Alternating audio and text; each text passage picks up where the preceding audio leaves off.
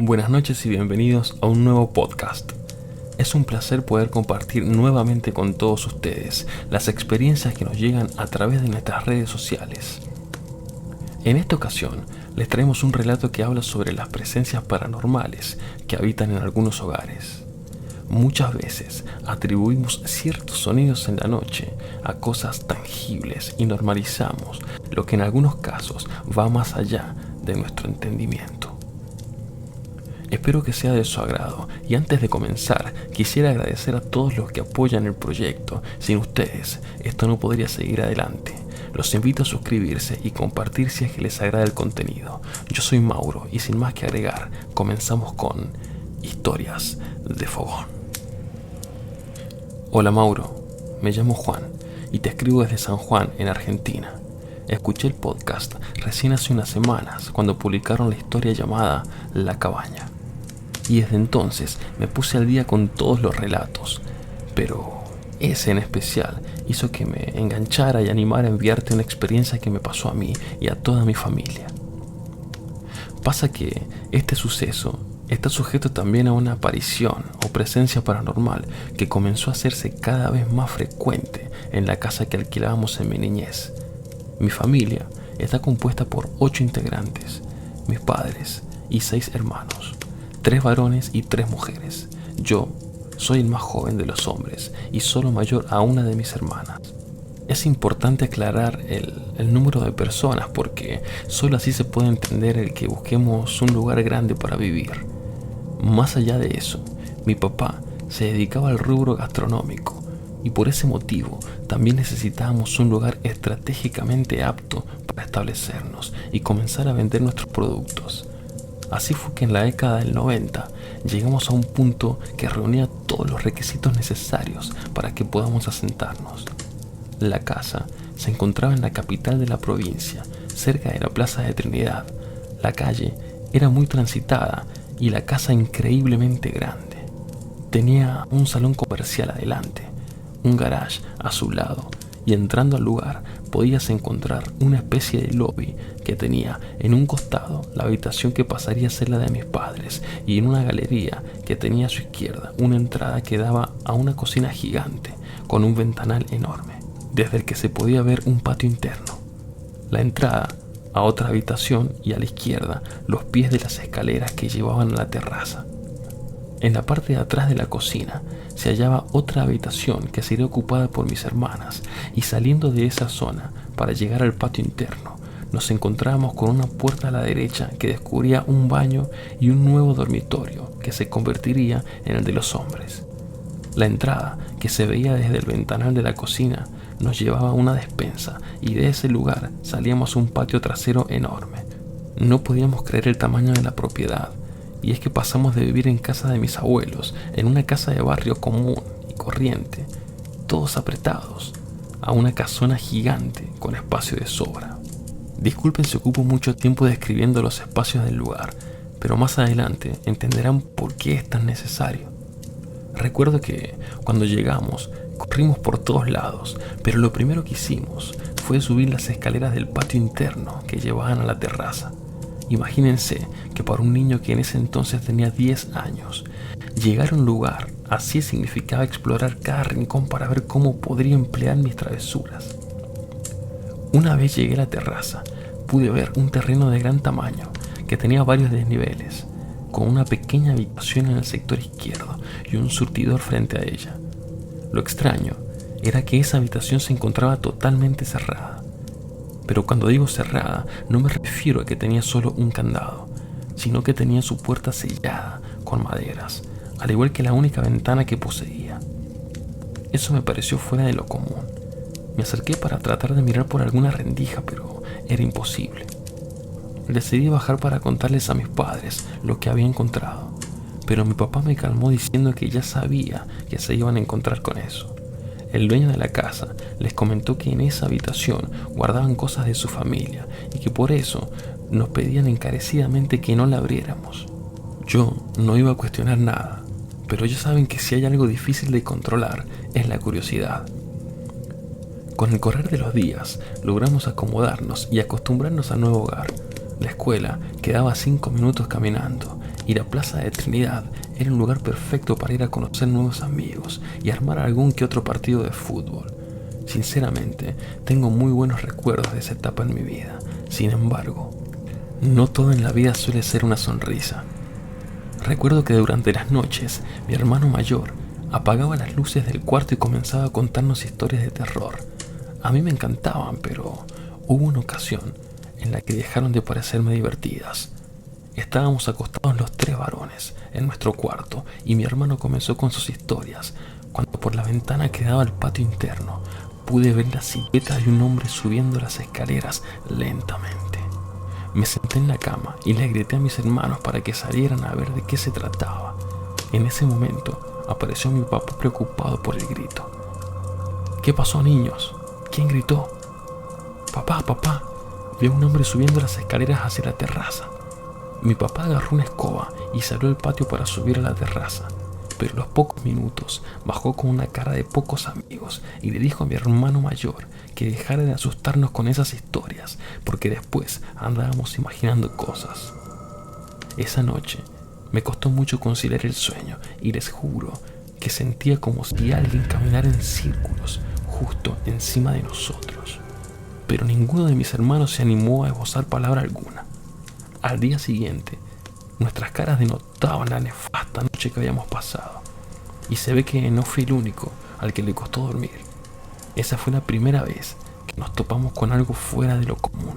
No obstante, cuando mis hermanas se unieron al desayuno, una de ellas, la más grande, dijo: «Che, no sé si me van a creer, pero anoche escuché como si alguien caminara con pasos pesados en el techo». Miré a mis hermanos y ninguno dijo nada.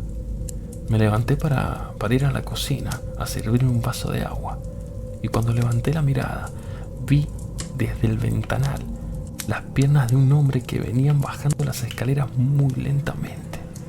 Dejé el agua y me fui corriendo a la cama para avisarle a las chicas.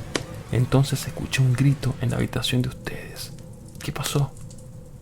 Terminó de hablar mi hermana mayor y yo tenía el estómago revuelto del miedo. Yo vi a ese hombre del que hablas, pero subiendo las escaleras, por eso grité. De inmediato, mi hermana se agarró la cara y empezó a llorar. Entonces apareció mi mamá para calmarnos y decirnos que mi padre había revisado todo y no había nada, que seguramente habíamos estado sugestionados por alguna conversación o la propia televisión. Pero esa no sería la última experiencia, ni mucho menos. Los sonidos pasaron a ser rutinarios y dejamos de prestarle demasiada atención. Sin embargo, Alejandro, mi hermano mayor, era un tipo al que no le gustaban las medias tintas, y después de pasar una noche escuchando recipientes cayéndose y el sonido de una ventana abriéndose, decidió ponerse en acción para tratar de identificar de dónde provenían todos esos ruidos. Al día siguiente, él habló con mis padres, que trataban de buscar explicación a cada uno de los acontecimientos, para dejar en claro que esa noche se quedaría sentado en la cocina, frente al ventanal que daba al patio, para ver si de esa forma lograba encontrar qué era lo que nos perturbaba desde la oscuridad. Una vez que obtuvo la aprobación, la ansiedad comenzó a invadirnos. Y es que sinceramente, yo, aunque era un niño, no sabía si quería enterarme de dónde provenían los sonidos o qué era lo que rondaba por nuestra casa. No obstante, el día se fue rápido y después de cenar, todos nos despedimos con una costumbre que habíamos adoptado desde que tengo uso de razón. Mis padres nos daban un beso en la frente y nos hacían la señal de la cruz mientras nos daban su bendición y nos deseaban buenas noches. Cada uno partió rumbo a su habitación, menos Alejandro. Mi hermano tomó una silla, se ubicó frente al ventanal, desenrolló sus audífonos, metió un cassette de Charly García en su Walkman y lo rebobinó para poder escuchar el lado A desde el principio, dejando una oreja libre. Yo me recosté con la intención de dormir, pero no pude pegar un ojo en toda la noche. Había dejado la puerta de la habitación abierta por las dudas. No sé con qué sentido, porque no creo que un niño de 10 años pueda ayudar mucho cuando de valor o fuerza se trata. Pero era lo lógico, creo. En la pared teníamos colgado un reloj viejo que ya nos había acostumbrado a su particular tic-tac.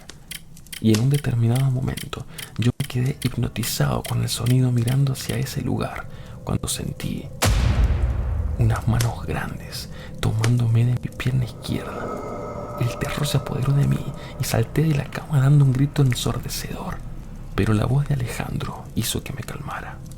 «Cállate, boludo, que soy yo. No seas miedoso. Estás loco, casi me matás. Quédense tranquilos que acá no pasa nada. Son las 5 y no se mueve ni una hoja en el patio, ni hay sonidos raros dentro de casa».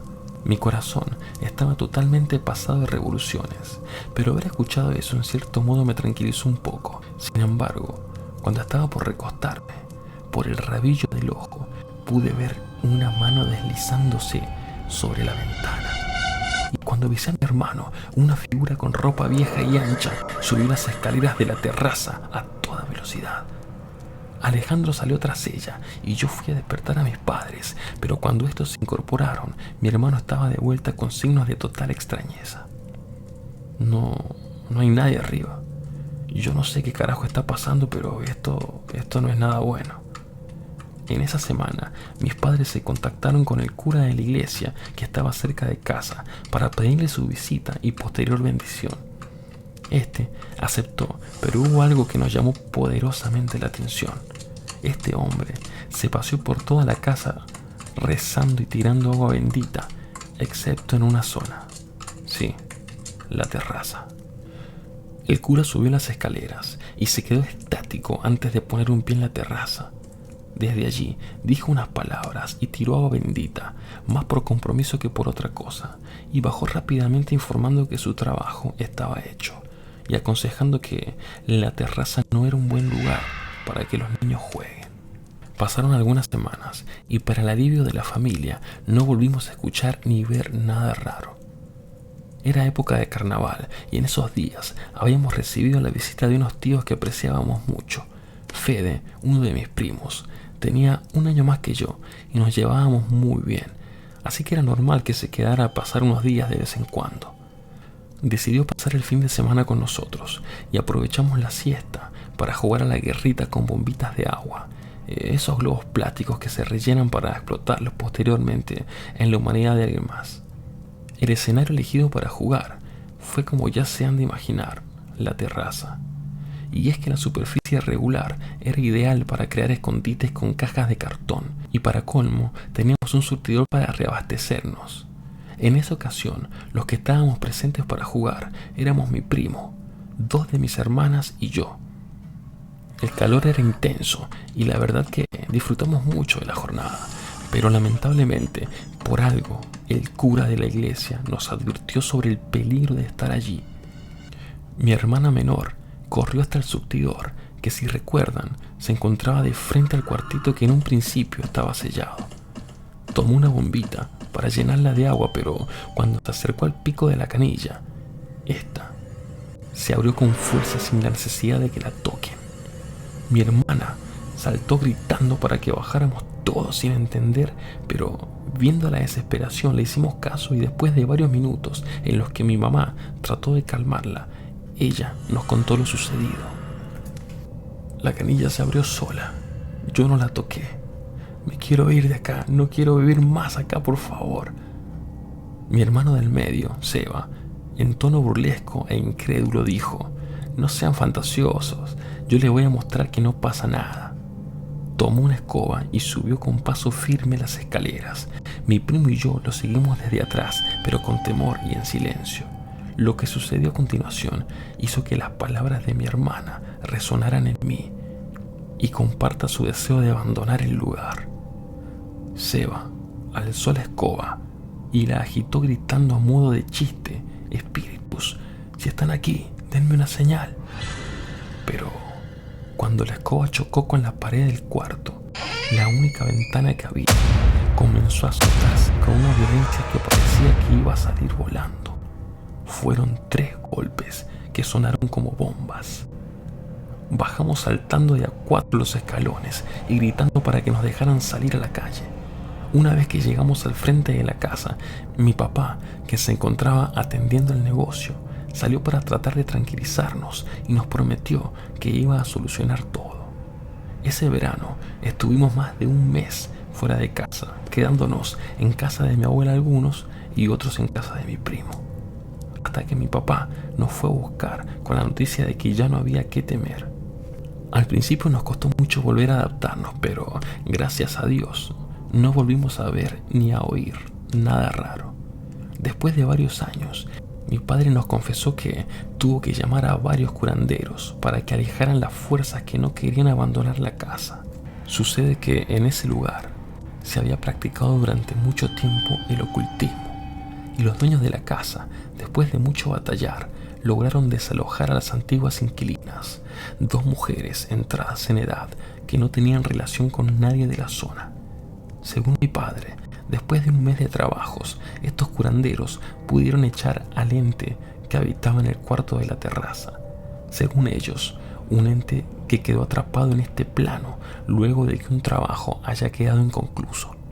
Hoy cuento esta experiencia para que la gente tome conciencia de que no es bueno habitar lugares de los cuales no conocemos su historia o pasado reciente. Les agradezco su tiempo y les mando saludos desde Argentina.